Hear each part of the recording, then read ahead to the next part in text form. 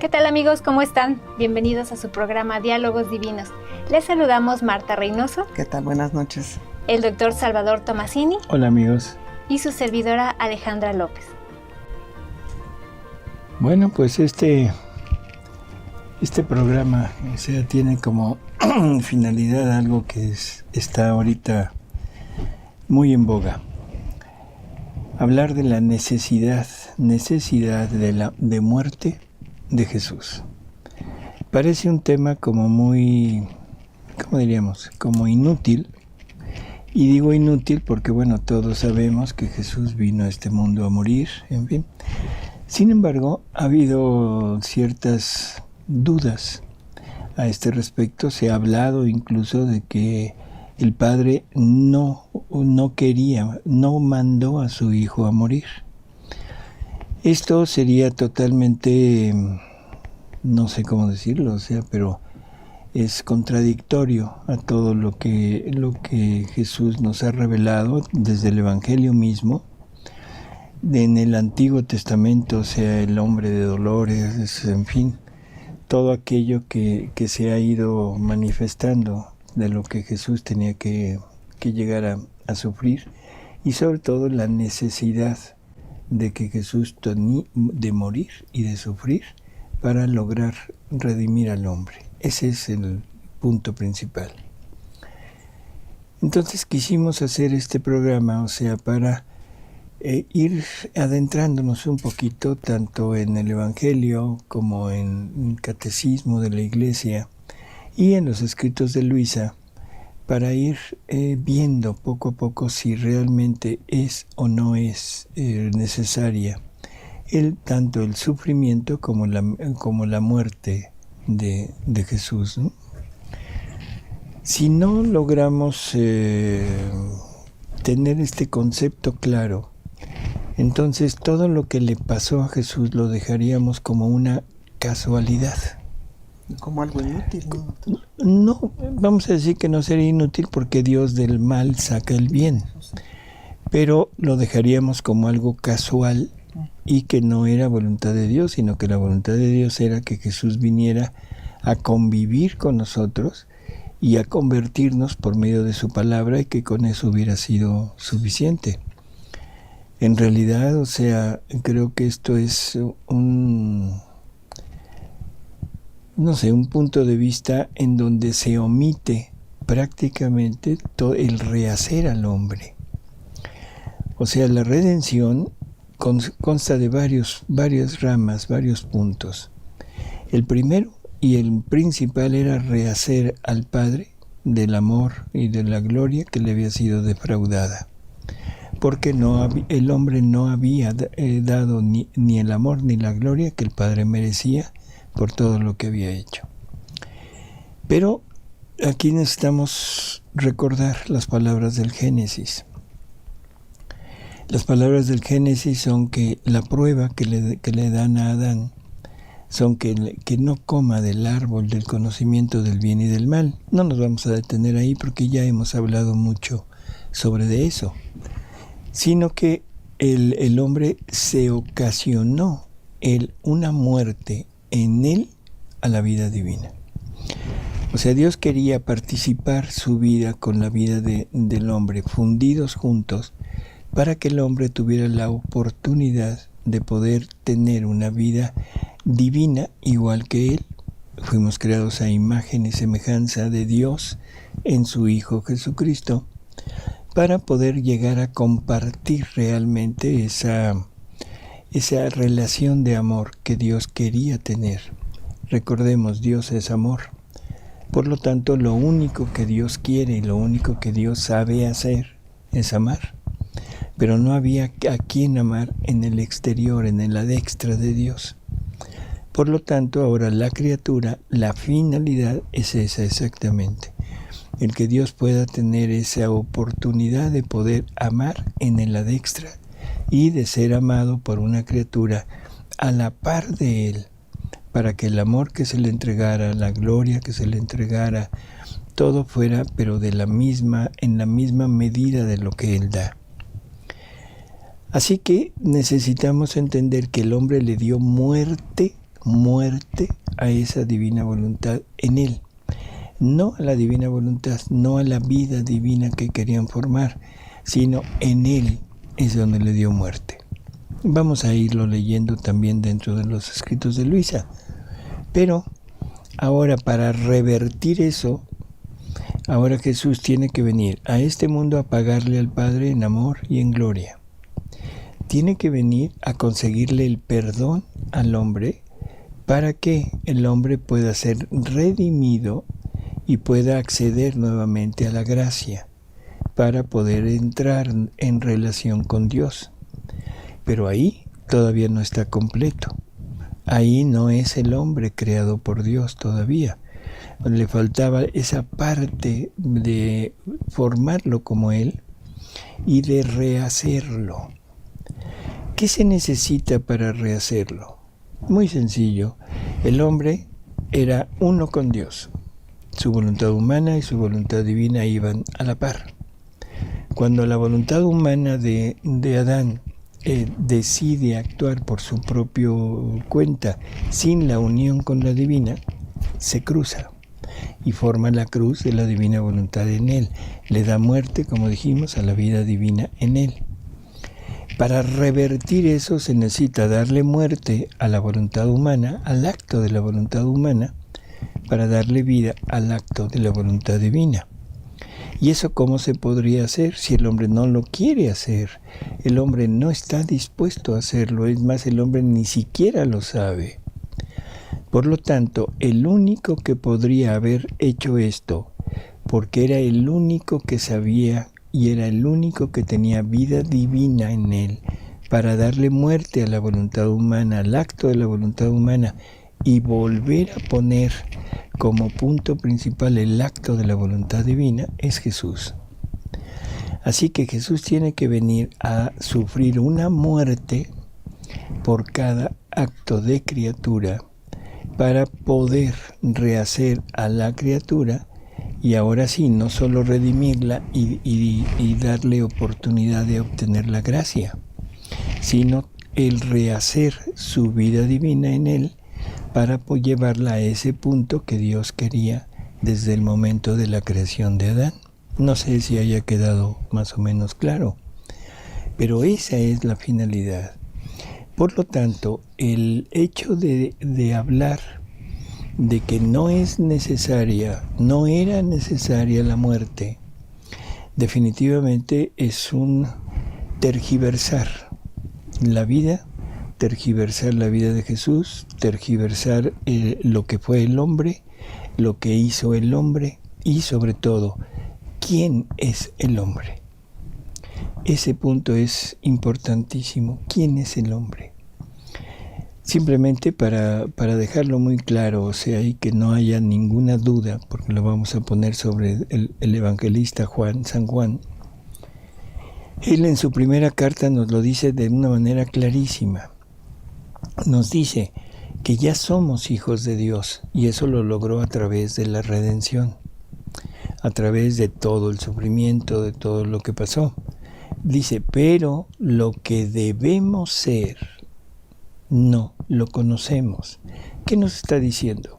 Muy sencillo, todavía no somos lo que Dios creó. Ya alcanzamos el estatus de hijos de Dios, pero todavía hay algo más allá. Y ese algo más allá nos dice el mismo San Juan. Eso que no conocemos, lo sabremos cuando Jesús se manifieste tal cual es. Y entonces lo veremos y sabremos lo que debemos ser. Así que creo que con así pincelada, podemos entender que la muerte de Jesús era necesaria. Aparte de todas las profecías, de todos los anuncios, de todo lo que vamos a ir viendo, era necesaria y era querida por el Padre, querida por el Padre. Jesús no viene a disponerse a la voluntad del hombre, ni a someterse, porque eso hubiera sido casual. eso hubiera sido totalmente estar en manos del hombre, y entonces la redención no hubiera estado en manos de él, sino hubiera estado en manos del hombre. Qué tremendo que el hombre sea el que se redima a sí mismo a través de matar a Jesús. O sea, no, definitivamente no. Le quitamos la obediencia a Jesús. Fue tan obediente hasta aceptar la muerte de cruz. Y la obediencia no es al hombre, la obediencia es a su Padre. En fin, vamos a ir entrando en este terreno y vamos a empezar con el Evangelio. En Mateo capítulo 16 se lee: Desde entonces comenzó Jesús a manifestar a sus discípulos que él debía ir a Jerusalén y padecer mucho por causa de los ancianos, de los príncipes, de los sacerdotes y de los escribas, y ser llevado a la muerte y resucitar al tercer día. Pedro. Esto es un anuncio muy claro de a lo que venía. Ahora, para todos aquellos que lo dudan, para todos aquellos que incluso lo niegan, son las siguientes líneas. Pedro, tomándolo aparte, se puso a reprenderle, diciendo: Dios te libre, Señor, de ningún modo te ocurrirá eso. Pero él se volvió hacia Pedro y le dijo: Apártate de mí, Satanás, eres escándalo para mí, porque no sientes las cosas de Dios, sino las de los hombres. Ese es el punto. Nos parece absurdo, y lo hemos oído, o sea, cuando menos yo lo he oído, que cómo puede ser Dios tan cruel que mande a sufrir a su Hijo. O sea, qué tremenda distorsión tenemos. Que el amor de Dios, ahora lo ponemos como crueldad. Sí. Es. Porque no ven la misma voluntad en los dos. Así es. O sea, entonces, bueno, esto es lo que nos dice San Mateo. Vamos a ver. Lucas capítulo 17. Nadie ha subido al cielo, sino que bajó del cielo, el Hijo del Hombre. Y como Moisés levantó la serpiente en el desierto, así tiene que ser levantado el Hijo del Hombre, para que todo el que crea tenga por él vida eterna. Un anuncio, un preanuncio de la crucifixión de Jesús. Si no es así, entonces yo no sé qué está diciendo. Si no es el preanuncio de la crucifixión de Jesús, no sabemos qué está diciendo aquí. ¿Sí? En fin. Ahora vamos al catecismo. En el Catecismo de la Iglesia Católica, en el numeral 440, dice: Jesús acogió la confesión de fe de Pedro, que le reconocía como el Mesías, anunciándole la próxima pasión del Hijo del Hombre. Reveló el auténtico contenido de su realeza mesiánica en la identidad trascendente del Hijo del Hombre, que ha bajado del cielo, a la vez que en su misión redentora como siervo sufriente. El Hijo del Hombre no ha venido a ser servido, sino a servir y a dar su vida como rescate por muchos. Por esta razón, el verdadero sentido de su realeza no se ha manifestado más que desde lo alto de la cruz. Solamente después de su resurrección, su realeza mesiánica podrá ser proclamada por Pedro ante el pueblo de Dios. Sepa, pues, con certeza toda la casa de Israel, que Dios ha constituido Señor y Cristo a este Jesús, a quien vosotros habéis crucificado. A la vez que en su misión redentora como siervo sufriente, ¿sí? El Hijo del Hombre no ha venido a ser servido, sino a servir y dar su vida como rescate por muchos. Creo que es clarísimo. Uh-huh. Por esta razón, el verdadero sentido de su realeza no se ha manifestado más que desde lo alto de la cruz. Por supuesto, ¿cuál realeza encontramos en Jesús si no es en el trono de la cruz? Porque en la cruz, muriendo, es donde Jesús triunfa sobre el demonio y sobre nosotros, y sobre todo porque ahí es donde rehace al hombre. O sea, es el punto principal. Así que creo que es muy claro. Ahora vamos al siguiente. En el numeral 517 se lee: toda la vida de Cristo es misterio de redención. La redención nos viene ante todo por la sangre de la cruz. La redención nos viene ante todo por la sangre de la cruz. ¿Cómo podría decir esto si el sufrimiento, el martirio de la cruz hubiera sido voluntad del hombre? Hubiera sido una casualidad o un suceso funesto, muy trágico, muy todo, pero no querido por el Padre, pero no querido por el mismo Jesús. ¿De qué manera pudiera ser esto? Y entonces, teniendo esa idea, ahora es muy claro la duda tremenda que sale de aquellas palabras de Jesús en el huerto. Padre, si es posible, aparta de mí este cáliz, pero no se haga mi voluntad sino la tuya. ¿Qué estamos viendo? A un Jesús que tiene temor, que tiene miedo de entrar en su pasión, porque sabe lo que le está esperando, sabe que no es su finalidad, sabe que en ese momento está totalmente fuera, y entonces es muy lógico que se piense que todo eso es porque la misión de Jesús no era venir a morir. ¿Sí? O sea, vamos entendiendo poco a poco ese punto tan fino. No, el Padre quería que su Hijo viniera a este mundo a morir, a sufrir, porque sabía que era la única manera de rehacer en todo al hombre y ponerlo nuevamente en el punto culminante de su creación, para que Dios pudiera obtener su finalidad. ¿Seguimos? Pero este misterio está actuando en toda la vida de Cristo, ya en su encarnación, porque haciéndose pobre nos enriquece con su pobreza, en su vida oculta donde repara nuestra insumisión mediante su sometimiento, en su palabra que purifica a sus oyentes, en sus curaciones y en sus exorcismos, por las cuales Él tomó nuestras flaquezas y cargó con nuestras enfermedades, en su resurrección, por medio de la cual nos justifica. Bueno, por lo tanto, ¿qué tenemos? O sea, tenemos que tanto en el Evangelio, y son 2 pequeñas citas del Evangelio y 2 pequeñas citas en el Catecismo, hay muchas, pero en definitiva, ¿qué estamos viendo? Que Jesús viene a este mundo a morir. Esa es su finalidad, porque la finalidad es matar, darle muerte a la voluntad humana en el ser humano, para darle vida, pero vida divina. Ahora vamos con los escritos de Luisa. En el volumen 7, la lectura 4, febrero 23, 1906. Dice Luisa, esta mañana estaba pensando en nuestro Señor, en el momento en que lo clavaban en la cruz y lo estaba compadeciendo.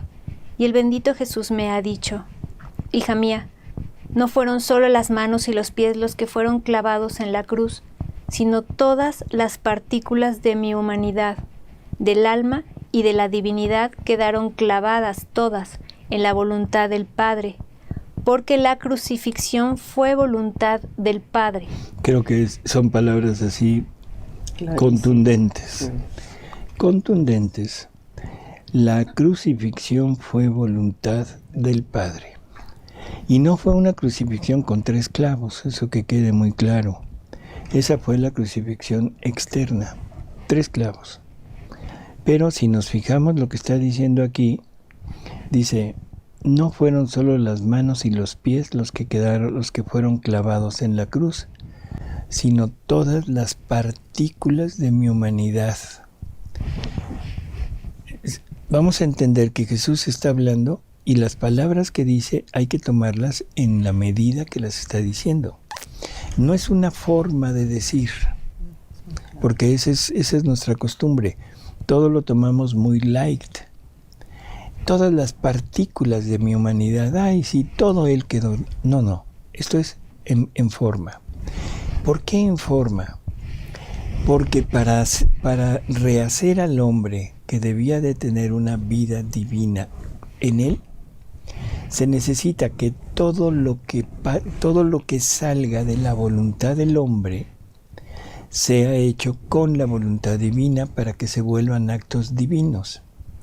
Porque si hubiera un acto, el más mínimo, una célula que tuviera principio su movimiento de la voluntad humana, ya no se podría llevar a cabo una vida divina en esa criatura.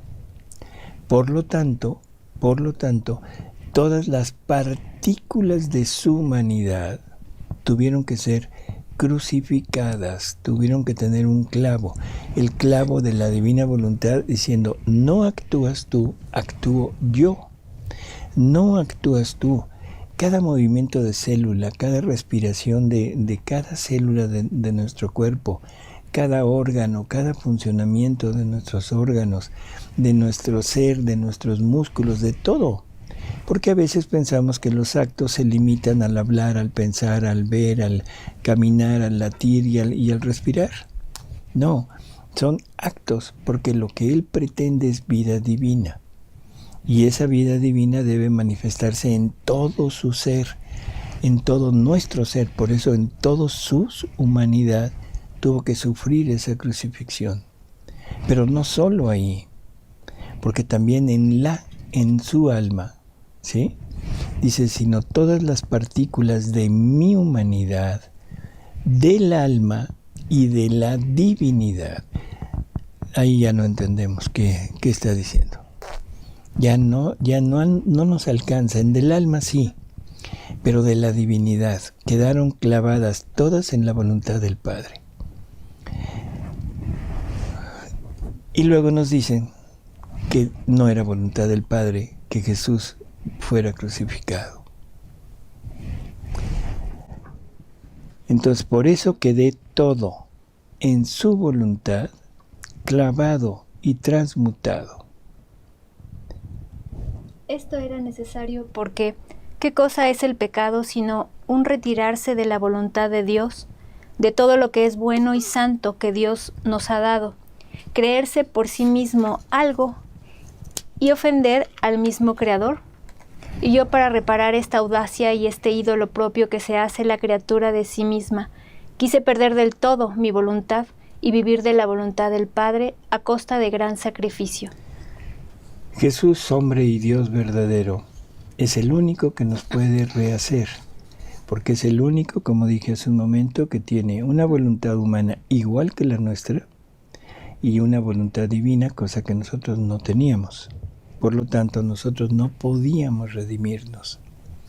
Un ángel menos, porque ni tiene una voluntad humana, ni tiene realmente la capacidad de poder rehacer o multiplicar una vida divina.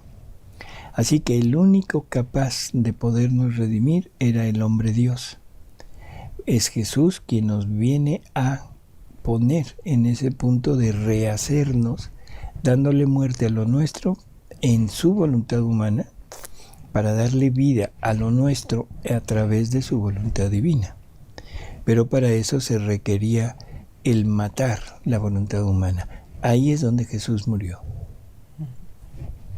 Aquí Jesús nos da una clave de lo que es el pecado, porque todo el mundo pensamos a lo mejor cosas diferentes de lo que es el pecado, y aquí Jesús lo dice. ¿Qué cosa es el pecado sino un retirarse de la voluntad de Dios? Esa es una definición perfecta de pecado, porque la dijo Jesús. Entonces, si tomamos eso en cuenta, veremos que nuestra vida es pecado. Porque no está en la unión con Dios. Hay una lectura en los escritos de Luisa donde Jesús dice: el querer humano es pecado. Así, tal cual.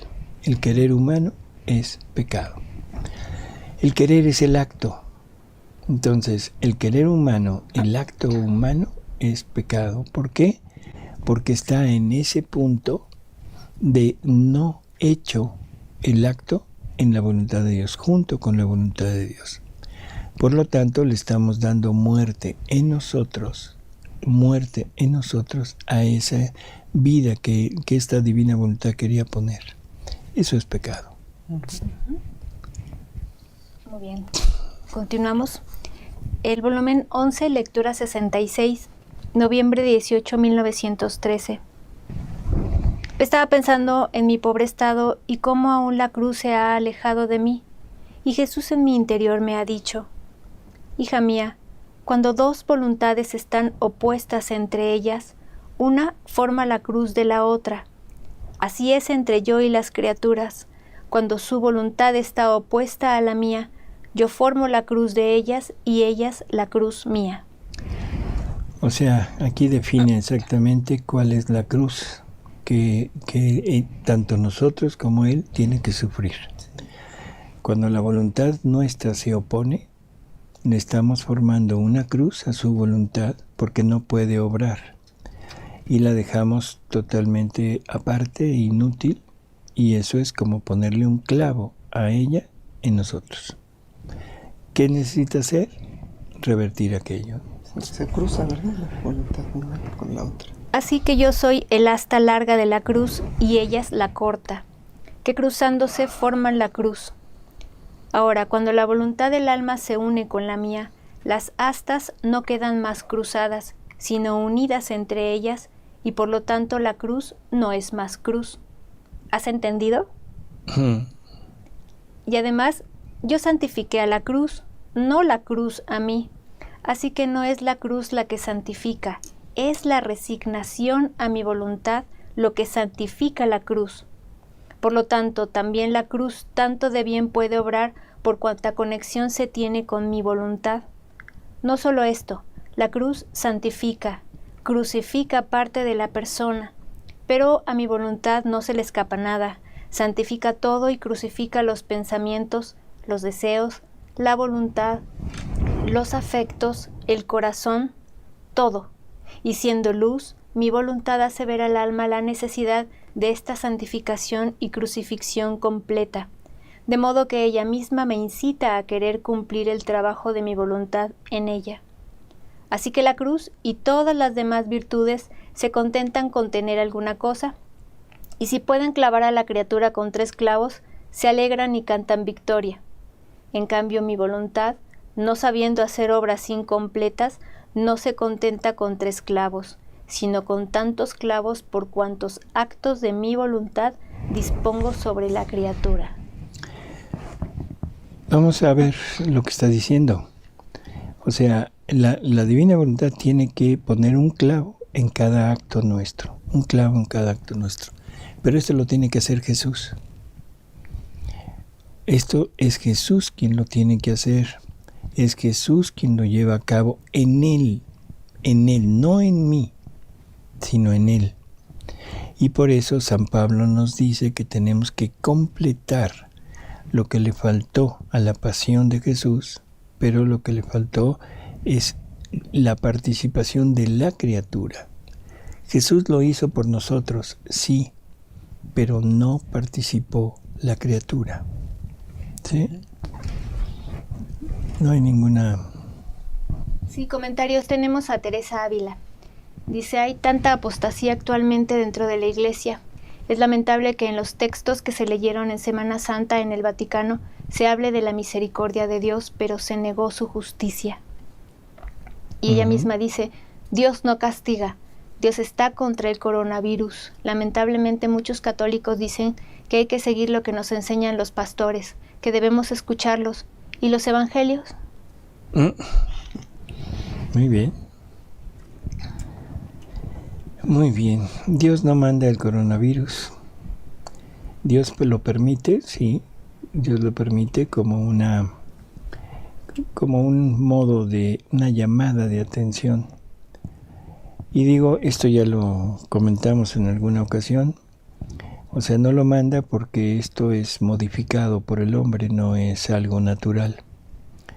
Por lo tanto, o sea, no es creación nada más de Dios, es una modificación que el hombre ha hecho a la creación de Dios. Así que bueno, tenemos ¿cómo diríamos? Ese hecho en que no puede ser mandado por Dios, pero es permitido por Dios. En fin, seguimos. Y Paco López dice, ¿ya el hombre rehecho aún puede rechazar la vida divina? Claro. O sea, las personas que puedan llegar a condenarse están prácticamente rechazando todo esto, ¿no? O sea, el alma que llega a vivir en la divina voluntad puede llegar a salirse, sí, la libertad nunca le será quitada. Claro, resulta muy, muy difícil poder entender cómo se podría llegar a esto. Pero no se nos olvide, Adán, en su primer periodo de vida, vivía plenamente en la divina voluntad. No tenía conocimiento del mal, esa es una disculpa que el mismo Jesús le da. O sea, dice, pobrecito Adán, no tenía conocimiento del mal, no había experiencia del mal. Pero de todas maneras él vivía inmerso en los bienes de la divina voluntad, en la felicidad de la divina voluntad. Y sin embargo se dejó seducir por los bienes no de la divina voluntad, sino de la voluntad humana. Se dejó seducir por el mundo, se dejó seducir por la parte ajena a Dios. Ese es el punto. Entonces, no es tan difícil. Satanás, o sea, la Luzbel, el ángel más bello, el ángel más agraciado, el que tenía más participación de los bienes de Dios, y sin embargo es el que se rebela contra Dios. En muchas ocasiones, el alma o la voluntad más agraciada puede ser la voluntad más rebelde. Y eso por propia satisfacción, por soberbia, por una autocontemplación y sobre todo por una egocéntrico, y entonces quiere más de lo que le ha sido dado, desconociendo al dador. Eso es lo que le pasó al demonio. No sería mala idea, una forma muy lejana el que al hombre le pasara lo mismo. O sea, ha habido personas que supuestamente, esto hay que entenderlo así, supuestamente vivían o viven en la divina voluntad. Y sin embargo, o sea, con esa certidumbre en ellos de que viven en la divina voluntad, pero se comportan como humanos comunes y corrientes, donde odian, donde el odio no puede ser un odio divino, donde hay mucha recelo, mucha envidia, mucha soberbia, incluso por el conocimiento que se tiene de esto, y pues definitivamente no están viviendo en la divina voluntad, aunque sepan mucho de la divina voluntad. El conocimiento de la divina voluntad puede estar en la mente, en el corazón y en la voluntad. De esas tres, el único lugar donde sirve el conocimiento de la divina voluntad es en la voluntad. En la mente, soberbios espirituales. En el corazón, fanáticos. En la voluntad, como vida. Así que ese es el punto. Sí se puede llegar al que cree que vive en la divina voluntad. Porque un alma que realmente vive es un alma que dejó atrás todo lo suyo, que ya no hay forma de que se acuerde de nada de lo propio, y por lo tanto la soberbia y el egocentrismo, el protagonismo, el querer ser, definitivamente no entran dentro de la divina voluntad. Y nos comenta Javier Manuel, ¿podría ser que el plan de Dios desde el principio haya sido que Adán caiga para que Dios pueda manifestar su amor que sufre, el amor que se da hasta la muerte? Una pregunta un comentario muy interesante. Digámoslo de esta manera, o sea, Dios quería que el hombre renunciara a lo suyo. En algunas ocasiones hemos hablado de que el hombre fue creado para sufrir. Y efectivamente, desde este punto de vista, al hombre le fue dada una vida, una voluntad humana y una vida humana con todo lo necesario para vivirla, separada de Dios. Pero Dios quería el sacrificio de renunciar a lo propio para obtener la parte mayor, que era la participación de todo lo de Él. Por lo tanto, el hombre tenía esa partecita. En los escritos de Luisa hay cosas que a veces nos hacen pensar mucho, porque dice, el conocimiento del mal es necesario. Y hablando de la Virgen, dice, le fue mostrado el mal allá en el momento de la creación de su alma. Y sabemos que la Virgen tuvo una prueba, que tuvo que ser redimida, pero todo eso es en el momento de la creación de su alma. Luisa en alguna ocasión le dice a Jesús que ella no quisiera saber de la voluntad humana, pero Jesús le dice, es necesario conocerlo. Aquí tendríamos que entrar en un tema muy discutido, muy discutido, y definitivamente el hombre tenía que conocer el mal, pero tenía que conocerlo no en carne propia, sino a través de otro. Por eso, esa parte tan problemática que hemos tenido de si la compañera de Adán vivía o no vivía en la voluntad divina. En fin, el hombre tenía que conocer el mal, definitivamente. El mal debería de haber sido observado en el exterior y rechazado desde el interior, pero no fue así. Vamos a... ¿Continuamos? Uh-huh. Volumen 16, agosto 13 de 1923. Dice Jesús, la redención podría decir que me costó poco. Habrían bastado mi vida externa, las penas de mi pasión, mis ejemplos, mi palabra, y la habría hecho en muy poco tiempo. Pero para formar el gran plano de la voluntad humana en la divina, para unir todas las relaciones y vínculos por ella despedazados, debí poner todo mi interior, toda mi vida oculta, todas mis penas íntimas, que son de más duración y más intensas que mis penas externas. O sea, aquí nos está dando un punto que es importante. Hay dos etapas, ¿sí?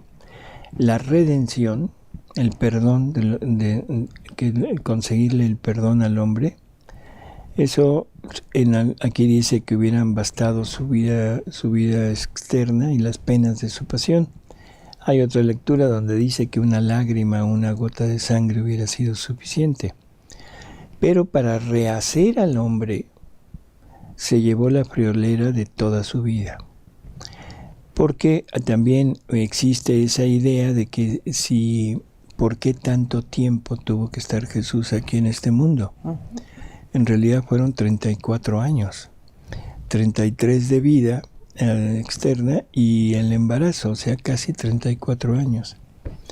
Y sin embargo, o sea, Jesús nos dice que el resurgimiento del hombre, el resurgimiento de ese hombre tal y como había sido creado, fue lo que lo llevó a sufrir toda su vida desde el momento mismo de la encarnación. Qué casualidad que en los escritos de Luisa, en la novena de la Navidad, Jesús nos habla de su corona de espinas, de sus clavos, de los flagelos que está sufriendo desde que está encarnado en el vientre de María. Qué casualidad que esto fuera real, que sea real y que haya sido algo fortuito, que el hombre es el que se lo infringió. No era voluntad de Dios. Entonces, todo ese sufrimiento, y que Jesús dice que el amor divino es el que tomó el papel de verdugo para poderlo hacer sufrir lo necesario para rehacer al hombre. No es sufrimiento del hombre, no es nada más, no es un héroe nacional que se ofrenda por toda la humanidad. No se trata de eso. Se trata de un ser divino que viene a rehacer a cada uno de nosotros. Por lo tanto, bueno, creo que es obvio lo que estamos hablando, ¿no? Claro. A ver, seguimos. Y que aún no son conocidas. Que aún no son conocidas, claro. Basta decir que no era el solo perdón lo que impetraba, la remisión de las culpas, el refugio, la salvación, la defensa en los graves peligros de la vida del hombre, como lo impetré en mi pasión, sino era el resurgimiento de todo el interior. Debía hacer surgir ese sol del querer eterno, que atando con fuerza raptora todo el interior del hombre, aun las más íntimas fibras, debía conducirlo al seno de mi Padre Celestial, como renacido en su eterno querer. Como renacido, o sea, como vuelto a nacer, como vuelto a ponerlo en el punto del Adán inocente. Este es otro punto que es también increíble. ¿Cómo podemos pensar que Adán no existió? No hay forma. ¿Cómo podemos llegar a pensar que Adán no existió? Cuando que todo el conjunto de la revelación de Jesús es llevarnos a ese punto del Adán inocente. Incluso Jesús, o sea, se pone como el segundo Adán. Uh-huh. O sea, el que viene a rehacer. San Pablo que nos dice, por un hombre entró el pecado en el mundo, por otro hombre se redime el mundo. O sea que es interesantísimo y solamente, no sé, o sea, estando sin conocer estas cosas, sin conocer el Evangelio, sin conocer el catecismo, sin conocer nada, podríamos decir que Adán no existió. Conociendo todo eso, definitivamente no se puede decir, porque estaríamos cometiendo, que no sé cómo decirlo, una negación absoluta de las verdades fundamentales de nuestra fe. O cómo me fue más fácil conseguirle la salvación que reordenarle su interior en mi supremo querer. Y si esto no lo hubiera hecho, la redención no habría estado completa, ni hubiera sido obra digna de un Dios, ni habría ajustado ni ordenado todas las partidas del hombre, ni restituido aquella santidad perdida con haberse sustraído y roto las relaciones con la divina voluntad. El plano está ya hecho, pero para hacerlo conocer era necesario que primero el hombre conociera que con mi vida y pasión podía obtener el perdón y la salvación, para disponerlo a hacerle conocer cómo le había conseguido la cosa más grande y más importante, que es el resurgimiento de su querer en el mío, para restituirle su nobleza, las relaciones rotas con mi voluntad y con esto su estado de origen. Ahí está. Otra vez, estado de origen tan importante. Seguimos con la otra. Pues sí. Dice, es la lectura, bueno, tengo la fecha, marzo 11, 1928. Dice, hija mía, toda mi vida oculta y que fue tan prolongada, no fue otra cosa que el llamamiento del reino de mi voluntad divina sobre la tierra. Quise rehacer en mí todos los actos que debían hacer las criaturas en ella, para después dárselos a ellos. Y lo quise hacer junto con mi mamá. La quise siempre junto a mi vida oculta para formar este reino. 2 personas habían destruido este reino de mi fiat divino, Adán y Eva. Otras 2, yo y la soberana reina, debíamos rehacerlo.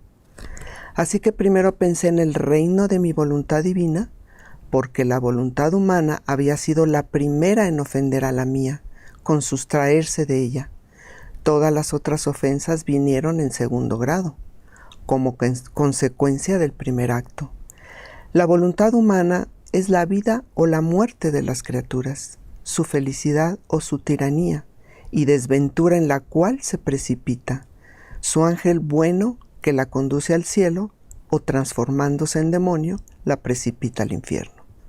Todo el mal está en la voluntad, como también todo el bien, porque ella es como fuente de vida puesta en la criatura, que puede hacer brotar alegrías, felicidad, santidad, paz, virtud, o bien arroja de sí fuentes de penas, de miserias, de pecados, de guerras que destruyen todos los bienes. Por eso en esta vida oculta de 30 años, primero pensé en el reino de mi voluntad y después, con la pequeña vida pública de apenas 3 años, pensé en la redención. Otra vez. Bueno, o sea, Otro aquí ejemplo. nos está hablando prácticamente de por qué fueron 34 años de vida, ¿no? Uh-huh. O sea, porque lo que le costó rehacer al hombre requería toda esa vida.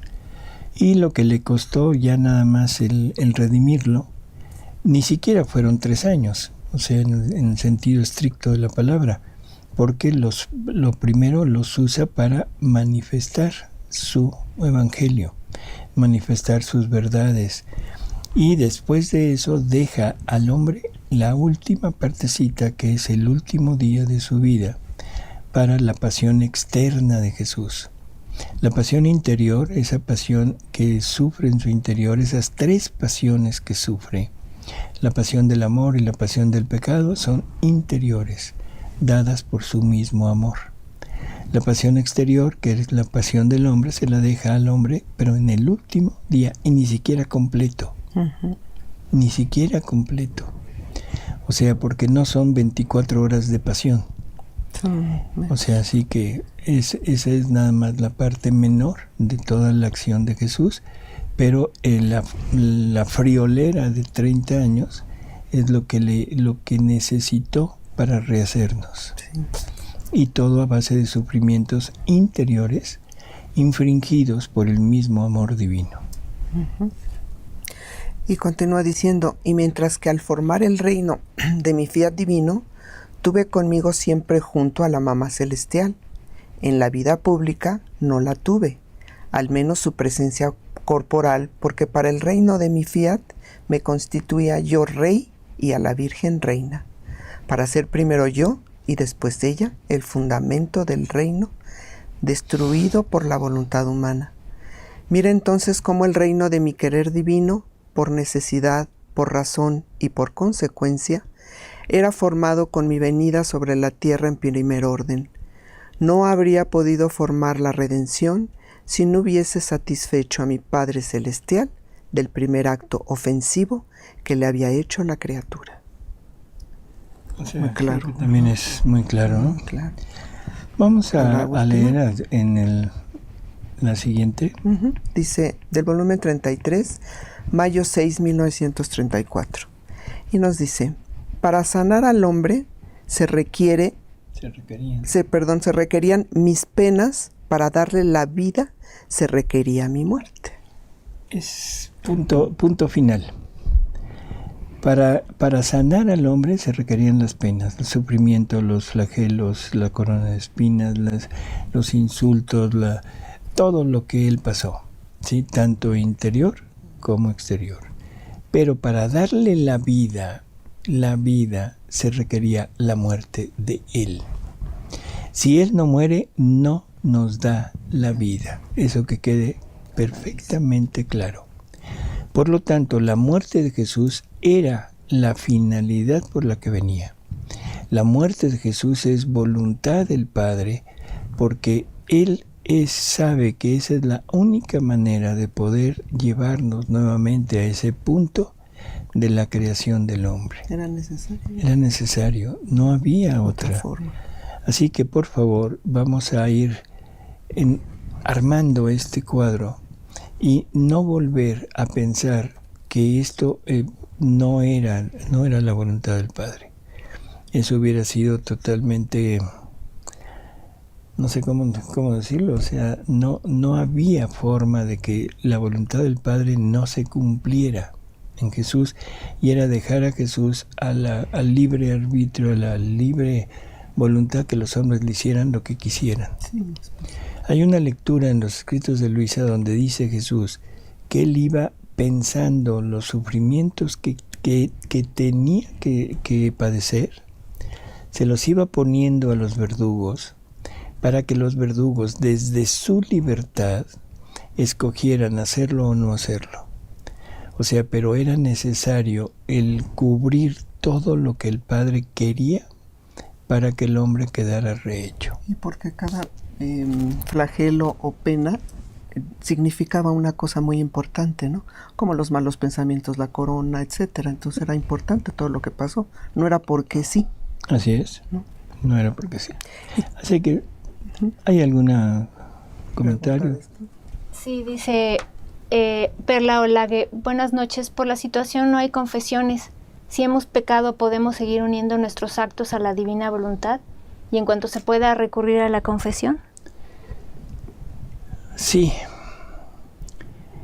Esto ya lo hemos comentado en otras ocasiones. Jesús dice que si el alma, sabiendo, o sea, queriendo unir su acto al acto de la voluntad divina, que como ese acto es el más grande, lo que más gloria le da y todo, si el alma está manchada, él la purifica, si está, la tienen como amarrada los defectos humanos, él los rompe.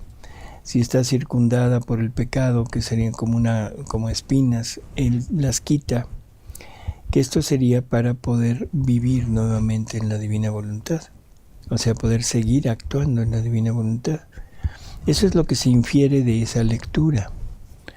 De ahí en fuera, eso es para llegar otra vez, para estar nuevamente unido o hacer actos en la divina voluntad.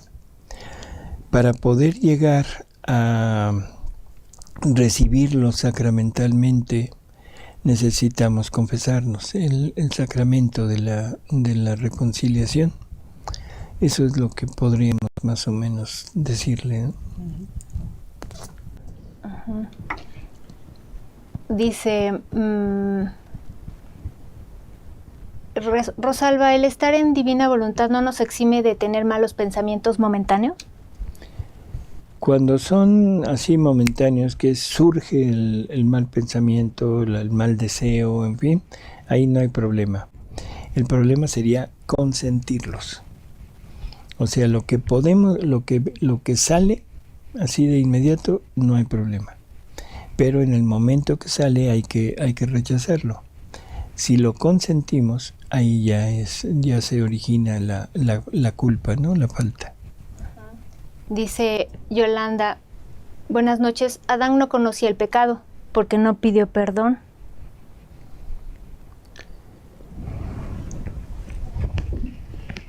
En realidad, o sea, Adán conoció lo que hizo, le quedó muy claro que había faltado. Tan es así que cuando oye los pasos de Dios en el paraíso, se esconde y se tapa porque sabe que está desnudo. Esa es una alegoría para entender que se esconde porque sabe que pecó, sabe que... Quítele la palabra pecado. Sabe que cometió algo que Dios no quería y se ve desnudo, pero desnudo no del cuerpo, sino desnudo del alma. Jesús dice que Adán estaba vestido de luz. O sea, la santidad de Adán en el paraíso era luz.